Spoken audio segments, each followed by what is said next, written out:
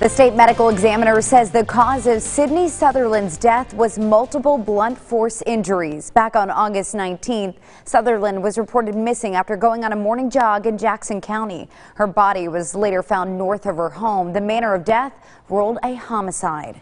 Quake Llewellyn, who is accused of abducting and sexually assaulting Sutherland, is being held without bond. The full autopsy report has not been completed, but the investigation is ongoing.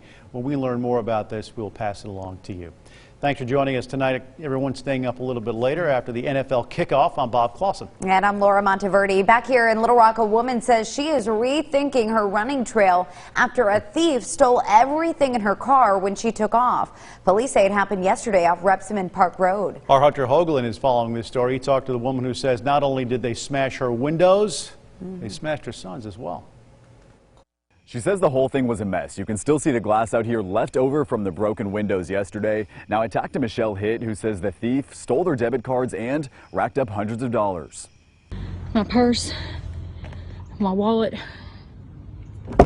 was stolen. They just, and that was that. Went out for an afternoon run. We've been coming out for quite a few years now and never had a problem. Coming back to broken glass and missing belongings is hardly the end in sight you imagined. You don't expect your day to end with a police report. Michelle Hitt and her son laced up for the river trail Wednesday afternoon, not thinking a thief would strike while they were gone at 2 in the afternoon. There's cars all around us. There were people out on the soccer fields playing with their dogs. They parked here in Murray Park and were gone less than an hour. Hitt convinced the thieves were waiting in the park and targeted them when they took off running. Obviously, somebody was watching us close enough to know that we were gone and would be gone for a while. Along with her son's backpack, she says they stole her purse and wallet with all of her money. My son's wallet, we have not found that, but one of the doctors that we work with found his backpack and turned it in where we both work. And while these things are replaceable, she says it's the principle of taking something you didn't earn. And she hopes whoever did this will strive to do better. I hope that, maybe somewhere along the way you can find some blessings somewhere else,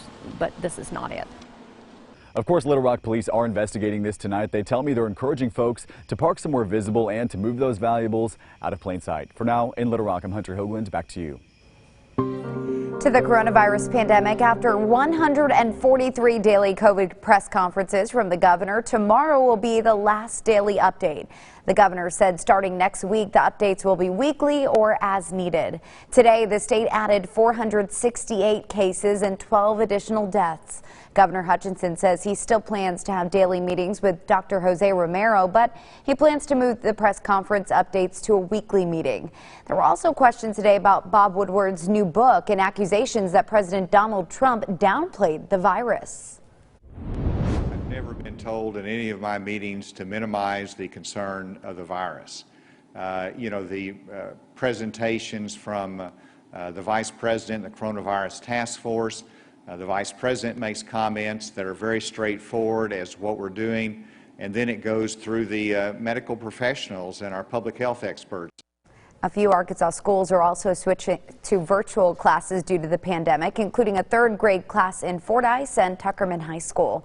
Both will be virtual until September 21st. A procedural vote on a scaled-back Republican coronavirus relief package failed to pass the Senate today. The vote failed 52 to 47. Only one Republican, Senator Rand Paul, voted against the motion to proceed on the bill as expected. No Democrats voted for the bill. Today's vote hinders the chances that Congress will approve another COVID-19 relief package before the November election. We've proposed many different things, none of which are in the Republican bill.